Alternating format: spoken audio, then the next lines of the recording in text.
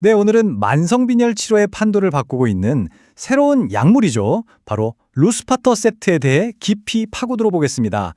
이 약물이 실제 임상 현장에서 어떤 의미를 가지는지 핵심적인 데이터를 중심으로 하나씩 짚어보겠습니다. 자, 오늘 살펴볼 순서입니다.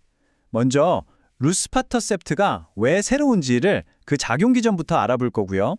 이어서 MDS와 베타 지중해 빈혈, 이 두 질환에서 얼마나 효과적인지 주요 임상 데이터를 통해 확인하겠습니다. 그리고 물론 안전성 프로파일과 관리법까지 검토하면서 이 약물의 임상적 가치를 종합적으로 정리해 보겠습니다. 자, 그럼 첫 번째로 루스파터셉트가 기존에 우리가 쓰던 적혈구 생성 자극제, 즉 ESA와 근본적으로 뭐가 다른 걸까요? 핵심은 바로 이 말기성숙이라는 키워드에 있습니다. 기존의 ESA가 적혈구 생성의 초기 단계를 자극했다면 루스파터셉트는 완전히 다른 타겟, 즉 후기 단계의 적혈구 성숙을 촉진하는 거죠. 이게 바로 비효율적 조혈이 특징인 질환에서 새로운 치료의 문을 여는 열쇠라고 할 수 있습니다. 그럼 이제 실제 임상 데이터는 어떤지 저위험 골수 이형성 증후군, 즉 MDS에서의 효능부터 한번 자세히 들여다보겠습니다. 먼저 가장 중요한 그룹이죠. 아직 ESA 치료 경험이 없는, 그러니까 1차 치료제로서의 가능성을 확인한 데이터부터 보겠습니다. 자, 커맨저 연구 결과인데요. 정말 인상적입니다. 루스파터셉트가 58.5%, 기존 표준 치료였던 F18알파는 31.2%입니다. 수혈 비이존성 달성률을 거의 2배 가까이 끌어올리면서 명백한 우월성을 입증했죠. 이건 1차 치료의 새로운 표준을 이야기할 수 있는 수준입니다. 더 중요한 건 이 효과가 그냥 반짝하고 끝나는 게 아니라는 겁니다. 1년 반 이상 장기적으로 수혈 독립을 유지한 환자 비율 역시 2배 이상 높게 나타났어요. 약효의 지속성까지 확실히 보여준 거죠. 자, 그럼 더 까다로운 환자군으로 가볼까요? 이미 ESA 치료에 실패해서 사실상 다음 옵션이 마땅치 않았던 환자들에서는 과연 어땠을까요? 고리철모구를 동반한 ESA 치료 실패 환자군인데요.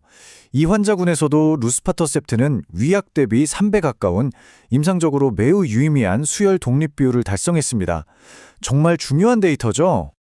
여기서 메달리스트 임상이 주는 아주 중요한 임상적 팁이 하나 있습니다. 바로 지연 반응의 가능성입니다. 혹시 초반에 바로 반응이 없더라도 바로 포기하지 말고 꾸준히 치료를 유지하는 것이 환자에게 큰 이점을 줄 수 있다는 점 꼭 기억해 두시면 좋겠습니다.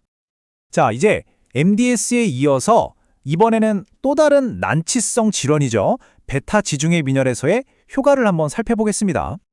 이 수혈 의존성 환자분들에게는 뭐니 해도 정기적인 수혈의 부담을 줄여주는 게 가장 큰 치료 목표일 겁니다. 과연 루스파터셉트가 그 역할을 해냈을까요? 네, 빌리브 임상 결과를 보면 루스파터셉트가 위약 대비 거의 5배나 높은 반응률을 보였습니다. 수혈 필요량을 3분의 1 이상 의미 있게 줄였다는 거죠. 이 효과가 장기적으로도 잘 유지됐다는 점도 아주 고무적입니다. 그럼 이런 질문도 가능하겠죠. 수혈에 의존하는 정도는 아니지만 만성적인 빈혈 때문에 삶의 질이 크게 떨어져 있는 환자들에게는 어떨까요? 결과가 정말 놀랍습니다. 무려 77%. 환자 4명 중 3명 이상이 헤모글로빈 수치가 의미 있게 그리고 지속적으로 증가했다는 겁니다. 참고로 위약군에서는 단 1명도 없었습니다. 그리고 중요한 건 이게 단순히 혈액검사 수치만 좋아진 게 아니라는 겁니다. 실제 환자들이 느끼는 피로감이나 무력감 같은 증상들이 눈에 띄게 개선됐어요. 결국 이런 삶의 질 개선이 우리 치료의 최종 목표 아니겠습니까? 자, 지금까지 정말 강력한 효과들을 확인했는데요.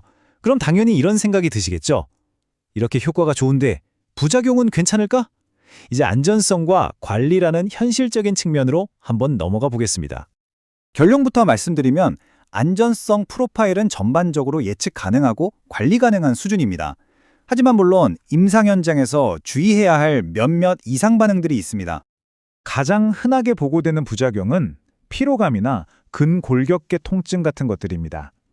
다행인 점은 이런 증상들이 대부분 치료 초기에 나타났다가 시간이 지나면서 점차 빈도가 줄어드는 경향을 보이고 또 보존적인 치료로 충분히 관리가 가능하다는 겁니다.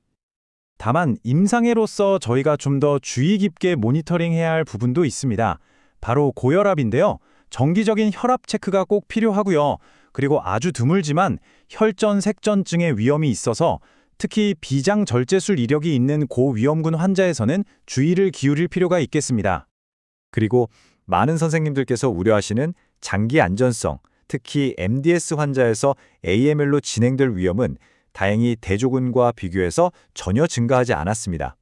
오히려 수혈이 줄면서 혈청 페리틴이 감소하는 등 철분 과부하가 개선되는 긍정적인 효과도 관철되었죠. 자, 그럼 지금까지 살펴본 이 모든 데이터들을 종합해서 임상적으로 중요한 핵심만 딱 정리해 보겠습니다. 이 표를 보시면 한눈에 정리가 되죠. 저위험 MDS에서는 1차 치료든 2차 치료든 기존 옵션 대비 월등한 수혈 독립 효과를 보였고요. 베타 지중해 빈혈에서는 수혈 의존성, 비의존성 환자 모두에게 확실한 이점을 제공했습니다. 안전성 측면에서는 혈압 모니터링과 혈전 색전증 고위험군에 대한 주의, 이 두 가지를 핵심으로 기억하시면 되겠습니다. 자, 이 모든 증거들을 종합해 볼 때 이제 마지막 질문이 남습니다. 만성 빈혈로 고통받는 환자들을 위한 선생님의 치료 알고리즘에서 이 루스파터셉트라는 새로운 치료 옵션을 과연 어디에, 어떻게 위치시킬 것인가? 이것이 바로 오늘 우리가 함께 고민해야 할 가장 중요한 질문이 아닐까 싶습니다.